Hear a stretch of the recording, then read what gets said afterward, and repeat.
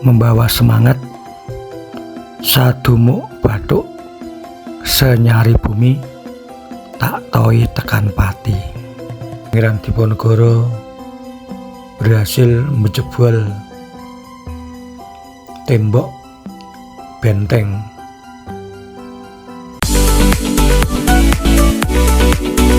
Dari tempat inilah dimulainya Perang Diponegoro atau Perang Jawa.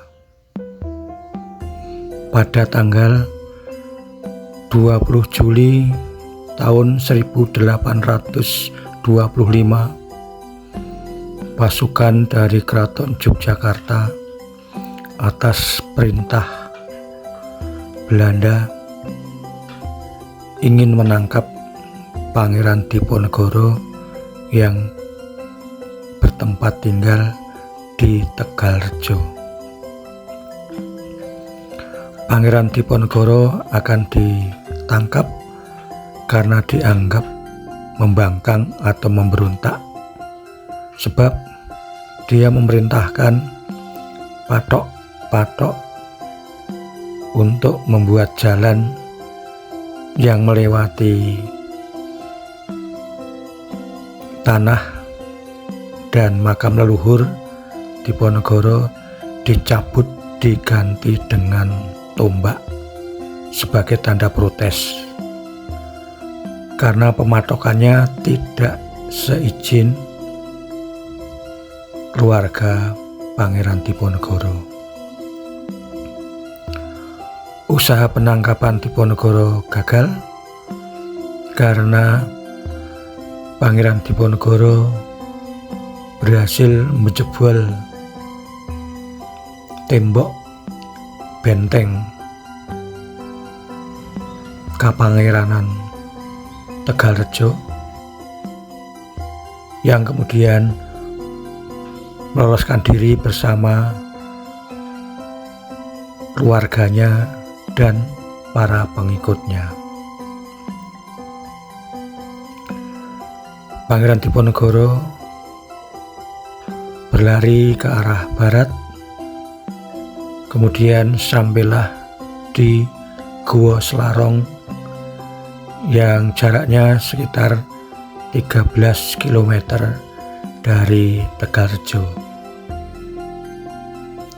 Gua Selarong terletak di perbukitan kapur di daerah Pajangan, Bantul.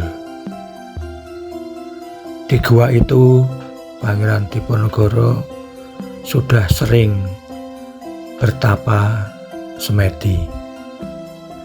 Di tempat itu pula lah Pangeran Diponegoro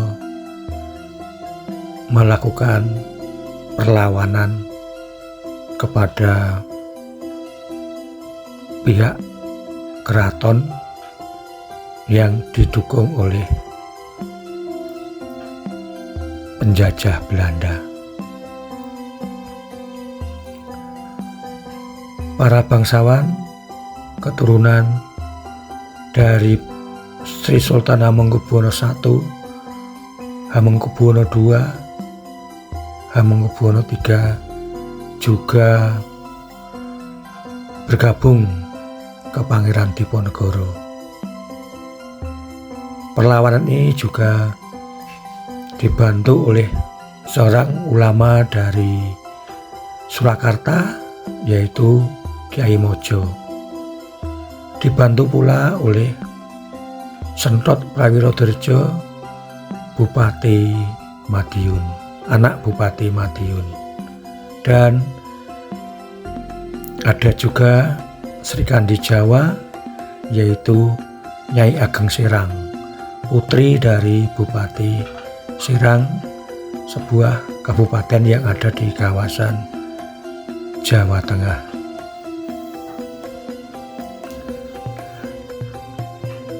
Perang Jawa atau Perang Diponegoro ini kemudian meluas sampai di Jawa Tengah, bahkan Jawa Timur, yaitu di Kediri, Ponorogo, dan Madiun.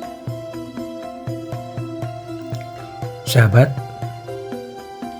ini kita sudah hampir sampai ke Gua Selarong. Gua Selarong sudah direnovasi dan sekarang menjadi objek wisata sejarah dan wisata alam. Tempatnya bagus di lereng Bukit Kapur yang sejuk karena banyak pepohonan, bahkan ada pohon yang sudah cukup besar, daunnya rimbun, sehingga menambah indah dan asrinya Gua Selarong ini. Pihak Diponegoro membawa semangat sadumuk bathuk senyari bumi tak toi tekan pati, yang artinya kira-kira walaupun tanah selebar dahi dan senyari atau satu kilan akan dibela sampai mati. Perang Jawa ini dilakukan dengan taktik perang gerilya, sehingga Belanda sulit untuk menangkap Pangeran Diponegoro karena medan pertempurannya sangat luas. Jenderal de Kock, pemimpin tentara Belanda, kemudian menerapkan sistem benteng stelsel,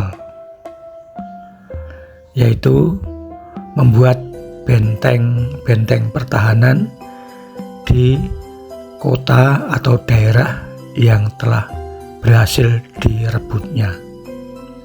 Dari benteng satu ke benteng yang lain dibangun jalan untuk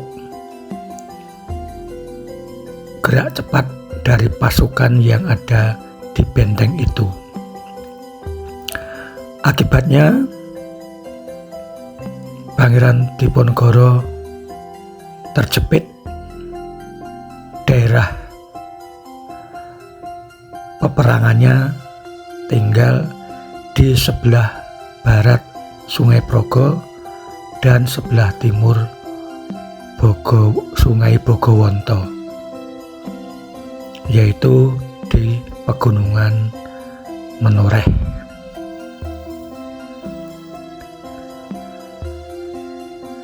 Belanda untuk menangkap Diponegoro mengalami kesulitan, sehingga membuat sayembara barang siapa yang bisa menangkap Diponegoro hidup atau mati akan diberi hadiah 50.000 gulden, uang yang sangat banyak pada saat itu.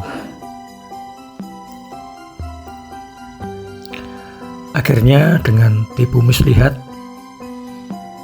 Diponegoro berhasil ditangkap di Magelang pada saat perundingan yang direkayasa Belanda mengalami kegagalan. Saat itulah Diponegoro kemudian ditangkap, lalu dibawa ke Semarang. Dari Semarang dibawa ke Batavia, dari Batavia dibawa ke Manado, lalu terakhir kali dipindah di Makassar sampai wafatnya. Perang ini membawa korban yang sangat banyak. Dari pihak tentara Jawa sekitar 200.000 orang meninggal. Dari pihak penjajah ada 15.000 yang terdiri dari pasukan Belanda asli dan pasukan orang pribumi. Sahabat, di dekat Gua Selarong ini ada 2 air terjun, satu di sebelah kiri Gua Putri, gua tempat istri Diponegoro dulu beristirahat, dan satu lagi ada di sebelah kanan Gua Kakung, tempat Pangeran Diponegoro beserta pasukannya tinggal. Perang Diponegoro yang berlangsung 5 tahun itu menguras kas pemerintah Hindia Belanda. Maka setelah perang usai, Belanda berusaha untuk mencari cara agar pemasukan bisa cepat dalam jumlah besar, agar bisa untuk menutupi hutang-hutangnya. Belanda di bawah Gubernur Jenderal Van den Bosch kemudian menerapkan sistem tanam paksa. Rakyat dipaksa untuk menanam tanaman dagang yang waktu itu sedang laku di pasaran internasional. Dengan sistem itu, pemasukan Belanda cepat dan cukup besar. Namun bagi rakyat Indonesia itu merupakan penderitaan yang luar biasa. Banyak rakyat yang kelaparan dan akhirnya meninggal, terutama di daerah Demak dan Purwodadi. Sekian sahabat penelusuran saya untuk menemukan jejak-jejak perang Diponegoro yang ada di daerah Yogyakarta ini.